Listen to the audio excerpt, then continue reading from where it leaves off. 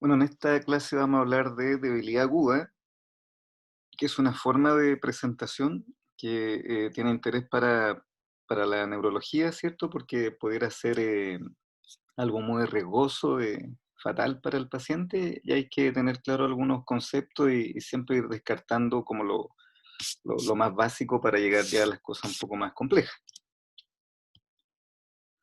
Bueno, se trata de un conjunto de patologías que pueden presentarse como una tetraparesia, con eventual compromiso respiratorio y por lo tanto hay que ser rápido en el análisis. Incluso muchas veces uno toma decisiones en forma empírica solo con la clínica, no te da tiempo para los exámenes más específicos. Y insistir en descartar en forma secuencial las cosas básicas que pueden provocar esto o que pudieran tener algún resorte quirúrgico, por ejemplo, alguna patología de columna o medular.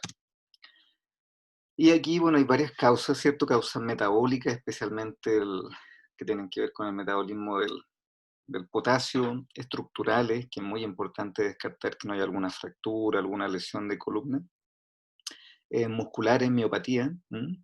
De la unión neuromuscular, también patología tipo Guillain-Barré.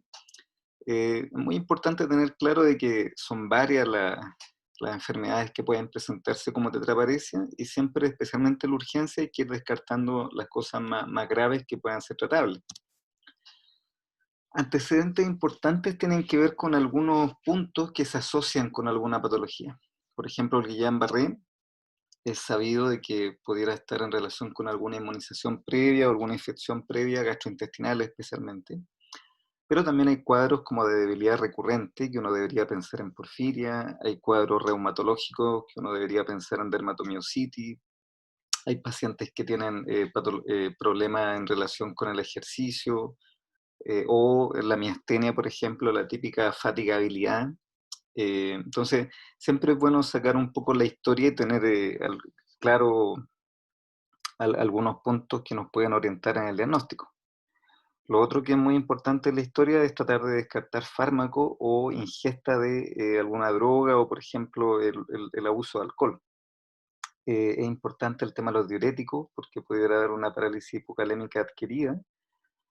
Es muy importante este punto del trabajador agrícola, ¿ah? Que no es poco común que no tengan las medidas de protección adecuadas y tengan intoxicación por órgano fosforado. También hay pacientes usuarios de cocaína, que pudieran tener rhabdomiolisis y por eso tener debilidad.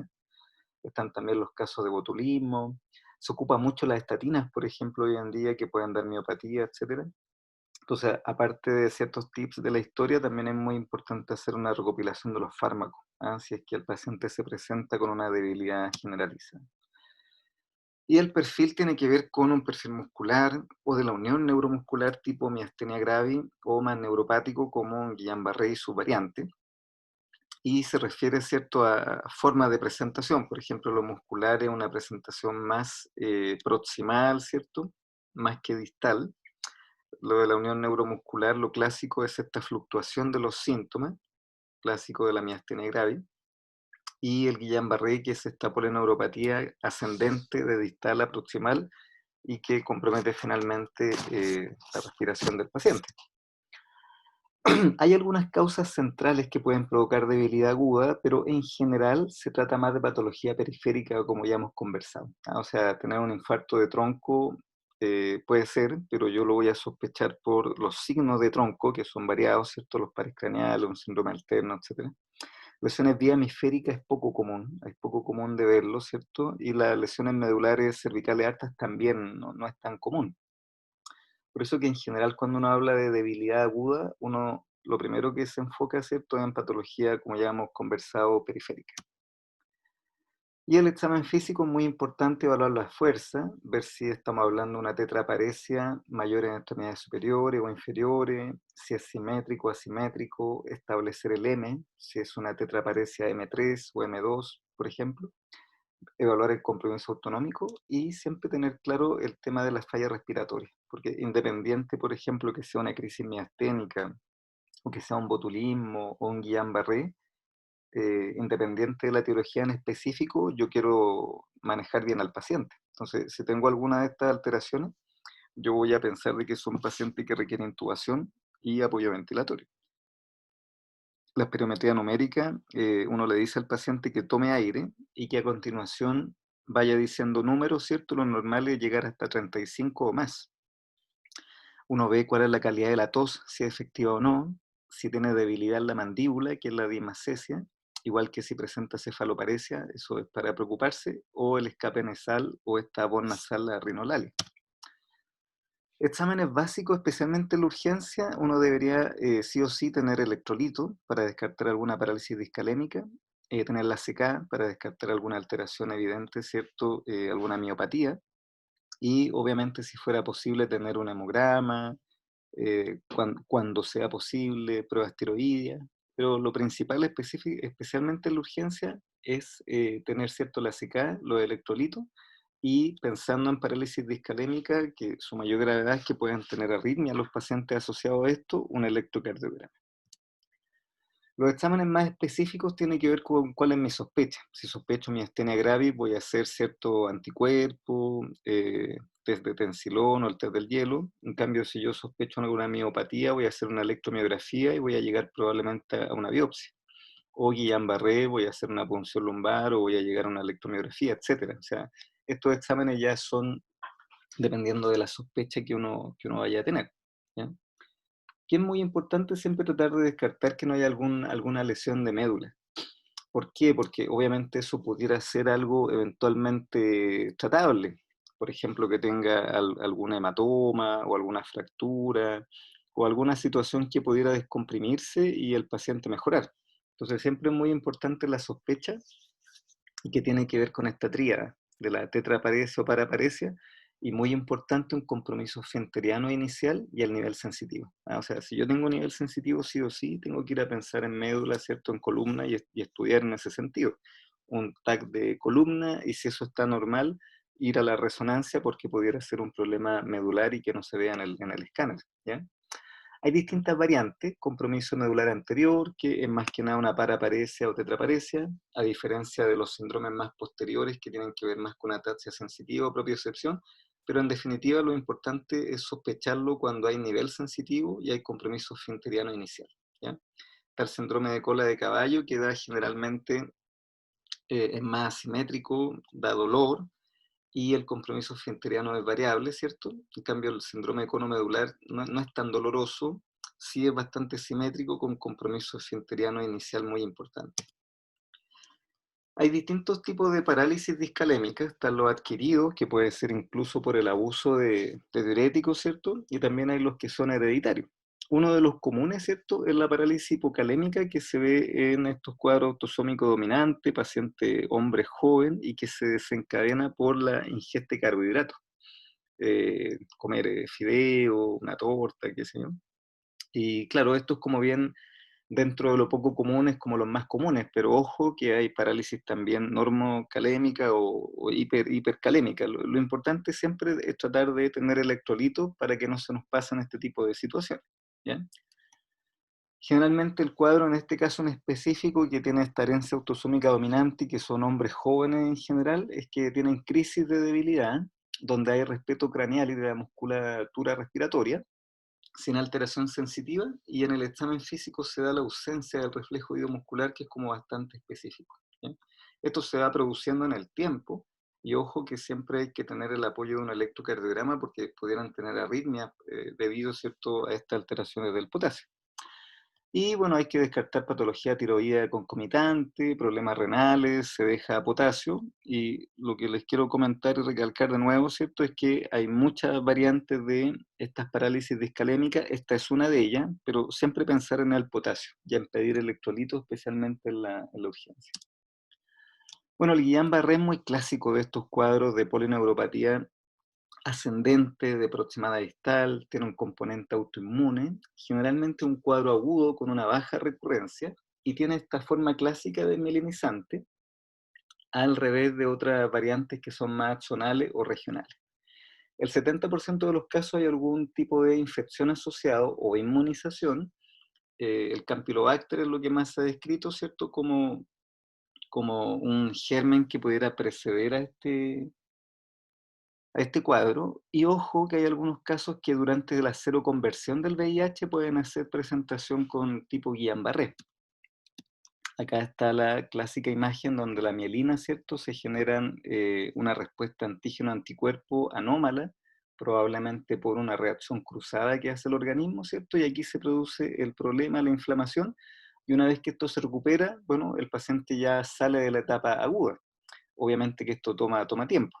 Pero hay unas variantes que son axonales, donde el complejo antígeno-anticuerpo y esta respuesta anómala del organismo se produce aquí en los axones. Y como aparece aquí en este color rojo, se produce un daño axonal y eso hace que las variantes axonales tengan una evolución un poquito más tórpida, ¿ah? Porque demoran más en recuperar, ¿ah? Entonces, esto es lo clásico, de mielinizante, afecta a la mielina, pero ojo que también hay algunas variantes axonales.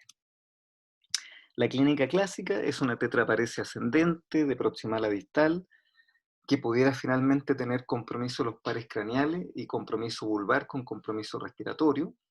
En algunos casos se asocia con un inicio con dolor lumbar, que incluso el paciente se confunde con un lumbago, se envía a su casa y después empieza con los síntomas, pero en general no predomina lo sensitivo, sino que lo que predomina es lo motor, con ausencia o disminución de los reflejos osteotendiles, ¿ya? Ojo que en la etapa inicial pudieran haber compromiso autonómico y por eso es muy importante tener monitorizados a estos pacientes. Y hasta un tercio de los casos uno sabe que va a requerir ventilación mecánica, por eso que es muy importante ir midiendo la espirometría numérica, ver si tiene cefaloparesia, bueno, todo lo que les comentaba previo, que fuera riesgo de caer en ventilación mecánica. Y siempre pensar de que si el compromiso esfinteriano que pudiera producirse en forma tardía, si esto es inicial, sospechar que pudiera ser un tema medular igual que el nivel sensitivo. O sea, un Guillain-Barré no puede tener nivel sensitivo, te hace pensar en una patología de médula o columna. Lo mismo acá, ¿cierto? Cuando pensar o tener dudas del diagnóstico. Y hay un concepto como bien importante, de que generalmente cuando hay un cuadro que es asimétrico, eso te hace sospechar que sea otra cosa, igual que esto del nivel sensitivo, ahí hay que ir a buscar columna. El compromiso esfinteriano inicial también, hay que ir a buscar médula, ¿cierto? Y la punción lumbar después vamos a ver algún detalle sobre cuando nos da alguna sospecha de alguna otra patología. ¿Qué es lo que les quiero recalcar? De que acá en un comienzo de la enfermedad, en un comienzo, los primeros días, la punción lumbar y la electromiografía con velocidad de conducción nerviosa va a salir normal. Entonces, muy importante la sospecha clínica, porque muchas veces yo voy a iniciar, por ejemplo, inmunoglobulina o plasmaféresis, según lo que tenga disponible, solo con mi sospecha clínica. Y eso es así porque los exámenes generalmente son un poquito tardíos y por eso es muy importante ya haber descartado la discalemia, ya haber descartado que no tenga algún problema medular y frente a la sospecha, bueno, tratarlo como un Guillain-Barré si tiene el cuadro clínico clásico, ¿ya? Y aquí vemos cómo el cuadro clínico tiene un comienzo, generalmente en menos de un mes se da el periodo más crítico, ¿cierto? Y después ya va mejorando. Y siempre con este episodio de infección previa. Hay distintas variantes que no viene al caso que ustedes se las sepan, solo saber que son algunas variantes más regionales y esta variante axonal que yo les comentaba que tiene una fisiopatología un poquito distinta, pero basándose en el mismo modelo de antígeno-anticuerpo en un lugar cierto que no debería ocurrir. Y acá está lo que yo les digo, de que la punción lumbar generalmente las células están normales, pero las proteínas aumentadas, que es lo que se llama la disociación albúmino-citológica, pero esto que me apoya en el diagnóstico, ¿cierto? Es tardío. O sea, recién uno lo ve, algunos incluso dicen segunda semana, pero lo más claro es la tercera y cuarta semana, entonces no me sirve para tomar conducta en la urgencia, por ejemplo, porque ahí tengo que en las primeras horas tomar decisiones. Ojo, que cuando hay cero conversión de VIH, lo que uno puede encontrar es que las células pueden aumentar.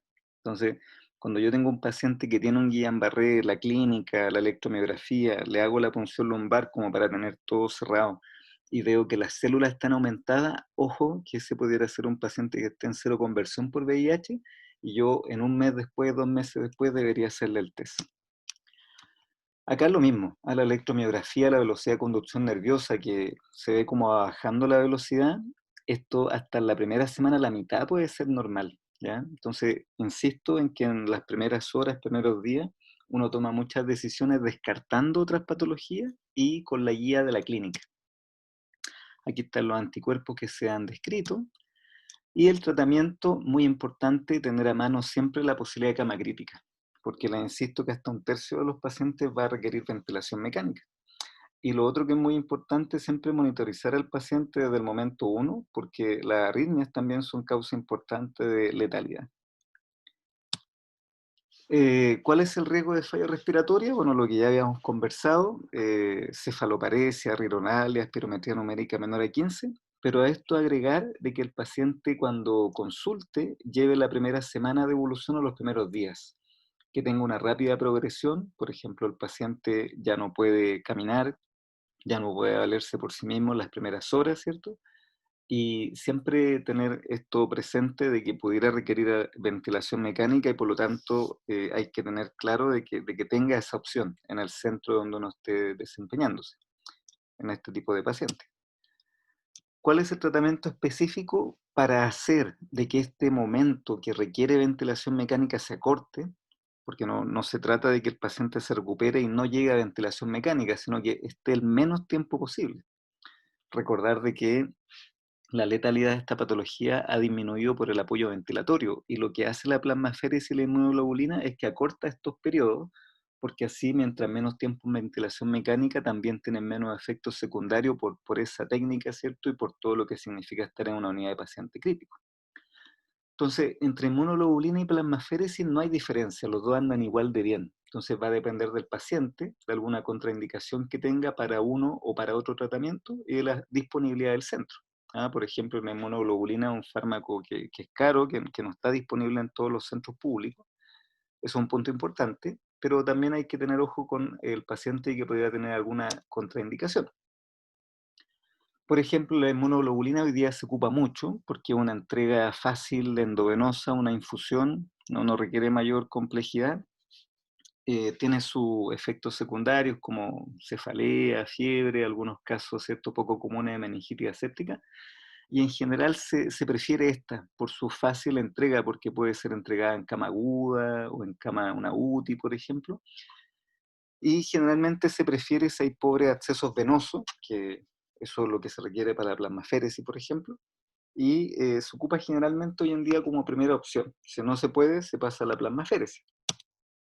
La plasmaféresis tiene el problema que, claro, requiere toda una maquinaria, toda una logística un poco más compleja que la inmunoglobulina, pero se privilegiaría cuando el paciente tiene alergia a la inmunoglobulina o déficit de IgA y no se puede ocupar la inmunoglobulina, en embarazos también, o se ha visto que tiene como más una respuesta en agudo más rápido.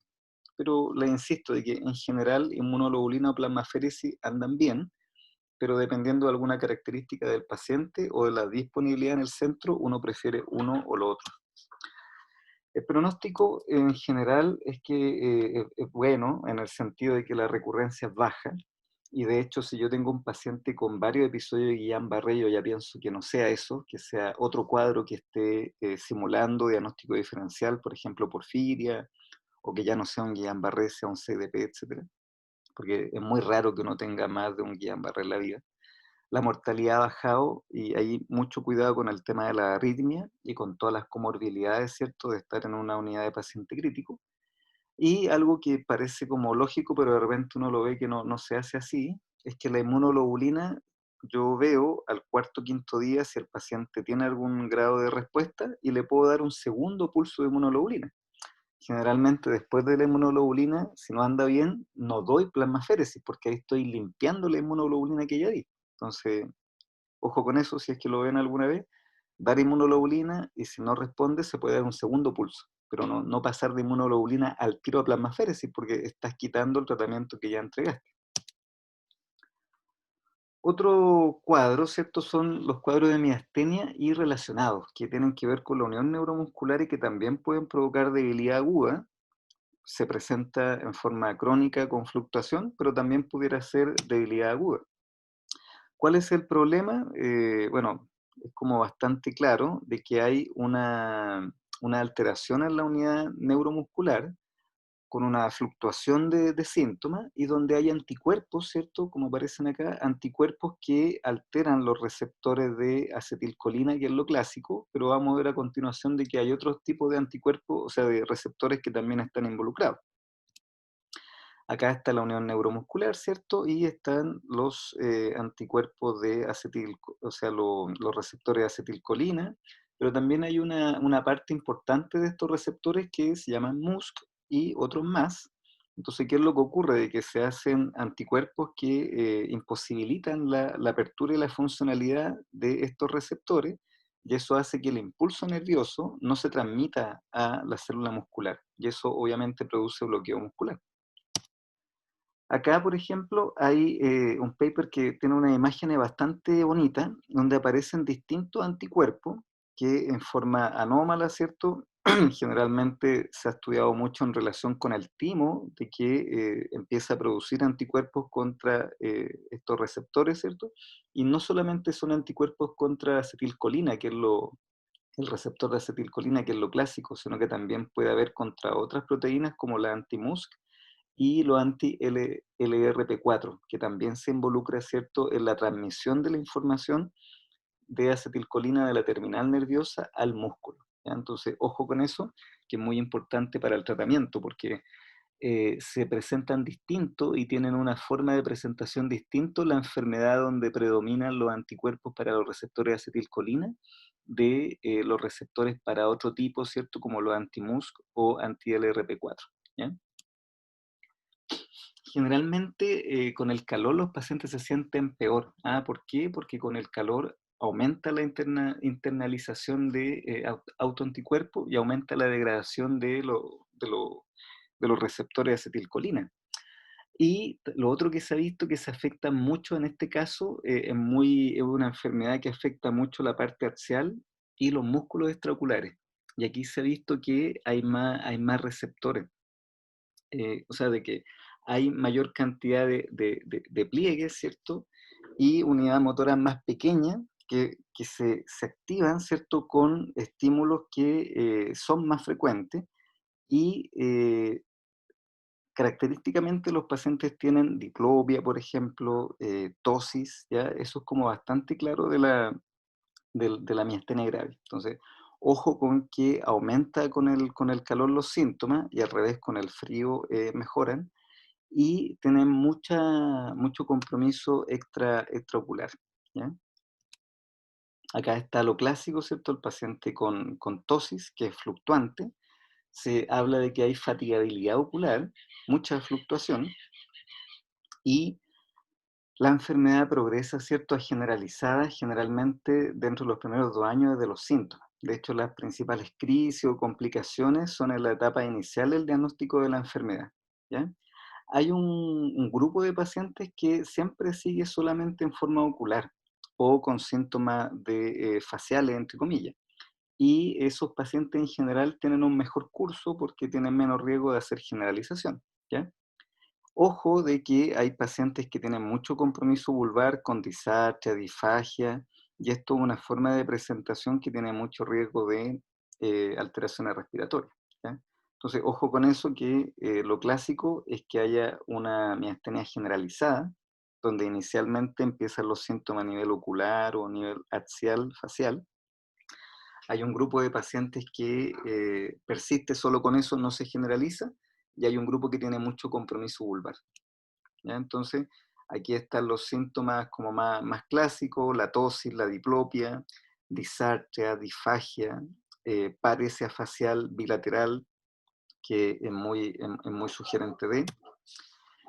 Y bueno, lo otro que obviamente al generalizarse la patología, los pacientes tienen debilidad muscular generalizada, tienen problemas para mantener erguida la cabeza, ¿cierto? Tienen este signo de cabeza caída y obviamente pueden hacer falla respiratoria y en una crisis perfectamente requerir ventilación mecánica, ¿ya? Entonces aquí tenemos el paciente como al hacerlo mirar hacia arriba un buen rato se produce la fatigabilidad y empieza a tener tosis, ¿cierto? Una tosis bastante importante y hacen también diplopia. Bueno, acá está, ¿cierto?, lo que yo les comento también de cuál es la debilidad en las extremidades, cuáles son sus características. Generalmente es bastante axial y tiene esta fatigabilidad. También tienen mucho, los pacientes mucha disartria, mucha trastorno de glutorio, la disfagia. Entonces, es distinto, por ejemplo, al Guillain-Barré, que es un cuadro más de distal a proximal. Aquí sería un poquito más proximal y que se puede generalizar.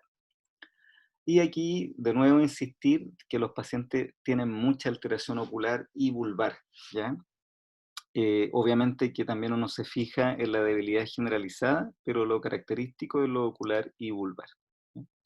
Hay varios medicamentos que ya hecho el diagnóstico de miastenia, uno debe indicarle al paciente de que tiene que tener ojo, puesto que pueden exacerbar o provocar una crisis miasténica. Y aquí está, ¿cierto?, un cuadro bastante clásico donde aparecen los subtipos clínicos, ¿ya? Y que tiene que ver con algunos detalles. Por ejemplo, los pacientes con MuSK positivo generalmente tienen mucho trastorno de disfagia, de disartria, muchos síntomas orofacial y son pacientes generalmente más jóvenes, ¿ya? En cambio, los pacientes como por la miastenia más clásica, sobre 40 años, ¿cierto? Lo que predomina son los anticuerpos antiacetilcolina, y estos son pacientes que tienen más una patología generalizada. Ojo que también hay algunos cuadros, como ya les mencioné, que solamente se mantienen como síntomas oculares, ¿ya? Este de acá es un test bastante sencillo, pero que el problema es que solamente si el paciente se presenta con diplopia o con tosis lo puede ocupar, que es el test del hielo. Aquí uno se presenta al paciente con la tosis y uno le coloca hielo en esa zona, algo frío, ¿cierto? Y mejora espontáneamente, ya mejora tanto la tosis como la diplopia. Obviamente no todos los pacientes, es un síntoma muy común, pero no todos los pacientes se presentan con esto, entonces no se puede ocupar en todos, pero si se presenta y es positivo, la verdad que es una forma muy fácil y muy sencilla de confirmar la patología. Se puede hacer lo mismo también con el tensilón. ¿Cuál es el problema? De que este medicamento puede provocar bradicardia, por ejemplo, y hay que tener monitorización y pudiera tener falsos positivos también, ¿ya?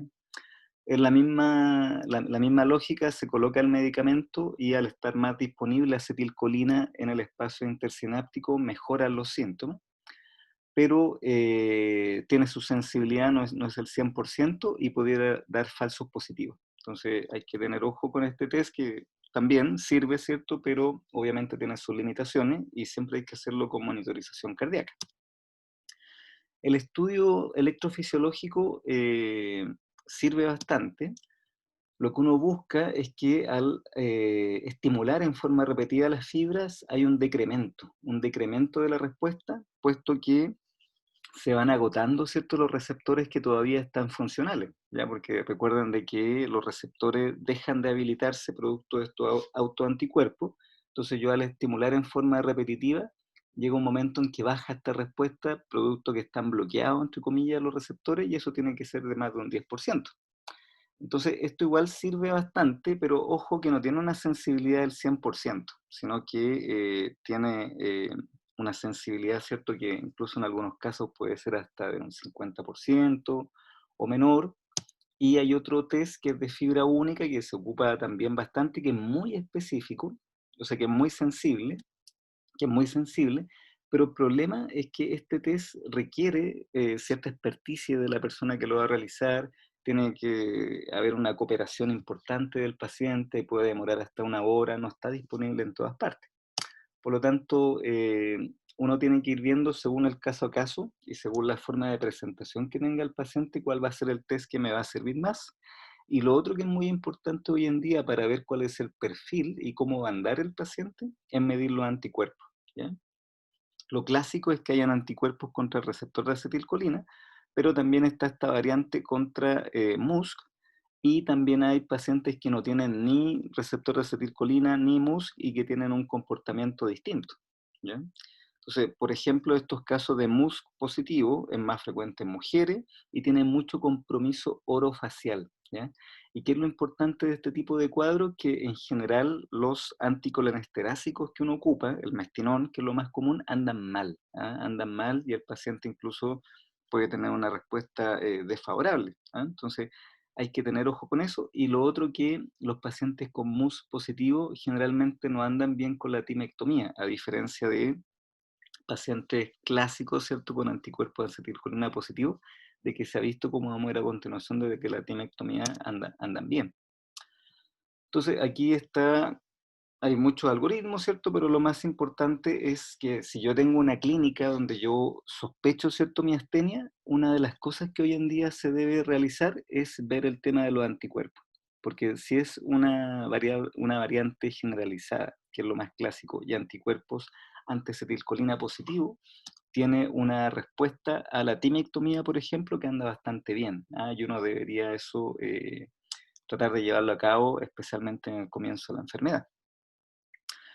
Bueno, los medicamentos sintomáticos son los inhibidores de la colinesterasa, que el mestinol es lo más clásico, y después está la terapia inmunodirigida, que para los periodos agudos, la plasmaféresis y la inmunoglobulina tienen una buena evidencia, se puede ocupar uno o lo otro, pero a largo plazo aquí lo que yo les comento, la timectomía y los inmunosupresores. Hoy en día ya casi no se ocupan corticoides por todos los efectos secundarios, o se trata de no ocuparlos, y hay varios inmunosupresores nuevos, ¿cierto?, que han tenido buena aceptación. Fíjense que el tratamiento sintomático, que es el mestinón, es sintomático. O sea, uno va ocupando dosis, no para que el paciente no tenga una crisis o no para que el paciente revierta su enfermedad, sino que es para que se sienta un poco mejor. Y hay que explicarle al paciente que no puede sobreocupar estos medicamentos. Uno puede ocupar cada 4 horas, cada 6 horas, porque más que eso, un exceso puede provocar una crisis también. Y después va a ser difícil decir si el paciente se descompensó por la crisis o por el exceso de anticolinesterásico. Entonces, ojo con eso, ojo con que estos pacientes son solo sintomáticos, no hay que abusar de estos medicamentos y obviamente tienen sus efectos secundarios, ¿cierto? Diarrea, cólico abdominal, hipersalivación, y que de hecho esta es una forma de hacer la diferenciación. Chuta, el paciente tiene una crisis miasténica y por eso está con debilidad, o es que tomó en exceso fármaco. Una forma de poder diferenciarlo es que el paciente, cuando tiene un exceso de fármaco, viene entre comillas lo que se habla como con mucho líquido, con mucha secreción, ¿ya? Los corticoides se ocupaban antiguamente bastante para el control del largo plazo de la enfermedad, pero obviamente tiene muchos efectos secundarios por todos conocidos: inmunosupresión, trastorno físico, alteración del fenotipo, etcétera, ¿ya? Entonces, hoy en día se tratan de ocupar otros inmunosupresores como la acetropina, que el problema de la acetropina es que tiene muchos efectos secundarios como hepatotoxicidad y leucopenia. Hay que estar midiendo hemograma, prueba hepática, ¿cierto? Y aquí hay varios más que se ocupan, y actualmente se ocupa ya como segunda línea, pero cada vez más el rituximab, ¿ah? Que es un anticuerpo monoclonal, que bueno, es un medicamento caro, pero que en la medida en que se va ocupando ha tenido mayor capacidad de entrega en los hospitales públicos, y la verdad es que hoy en día uno lo ve bastante, ¿ah? Bueno, lo otro importante de la miastenia gravis es que generalmente estos cuadros generalizados, clásicos y que tienen anticuerpos antirreceptor de acetilcolina, se asocia o se puede asociar con un timoma, y por lo tanto es importante operarlo, ¿cierto? Uno, porque se ha visto que mejoran los pacientes sintomáticamente, y lo segundo, ¿cierto?, por esto de que si tiene un timoma, obviamente una neoplasia, y hay que solucionar eso, ¿ya?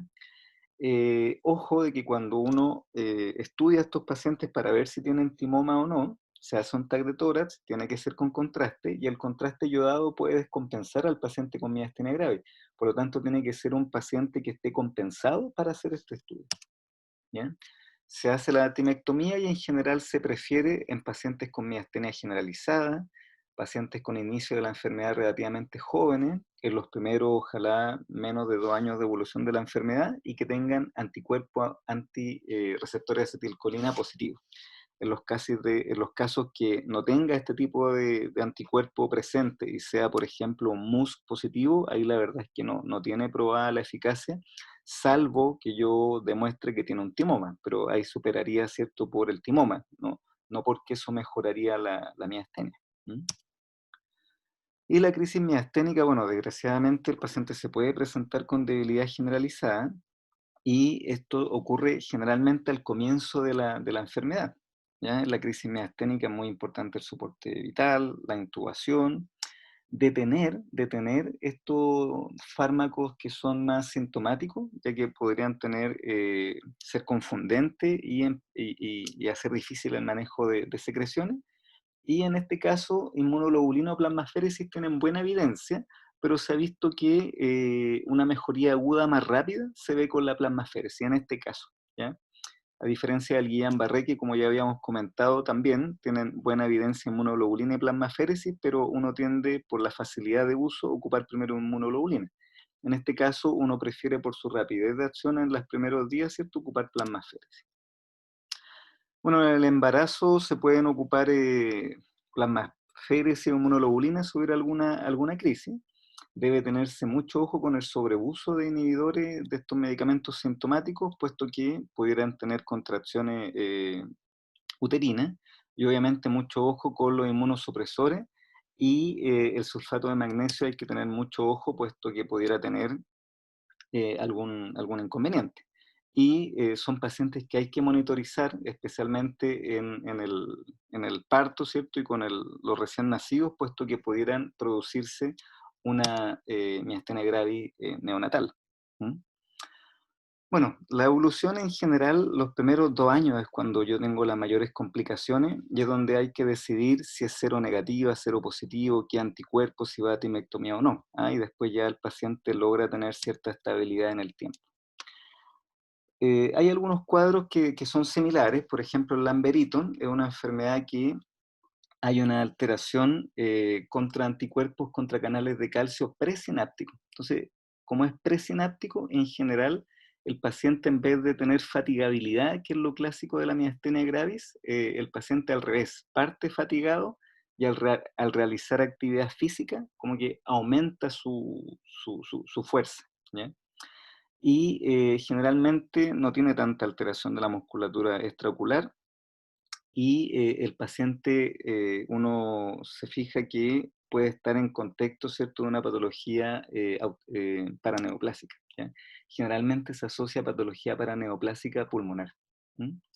Aquí el test de estimulación repetitiva, en vez de empeorar, como lo hace la miastenia gravis, que es postsináptico, esto que es presináptico tiende a mejorar con el tiempo. ¿Te fijas? De que aquí se hace la estimulación repetitiva y va mejorando, ¿ya? Porque se van abriendo más vesículas presinápticas.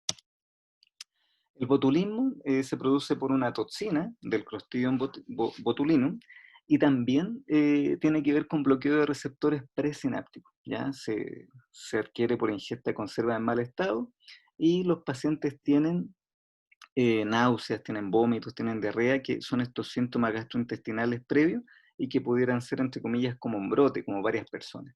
Y aquí el paciente también tiene una debilidad generalizada, pudiera tener compromiso respiratorio y requerir, ¿cierto?, llegar a ventilación mecánica.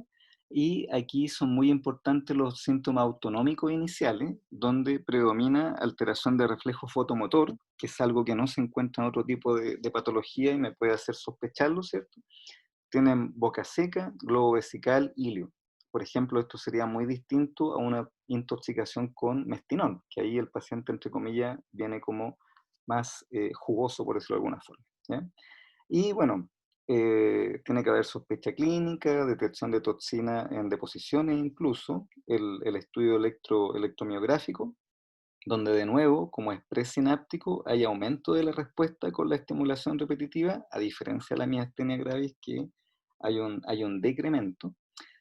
Muchas veces requiere el paciente pronóstico en UCI, y claro, obviamente un diagnóstico hecho a tiempo baja la letalidad, pero un diagnóstico tardío, ojo, ¿cierto?, que puede tener alguna gravedad importante.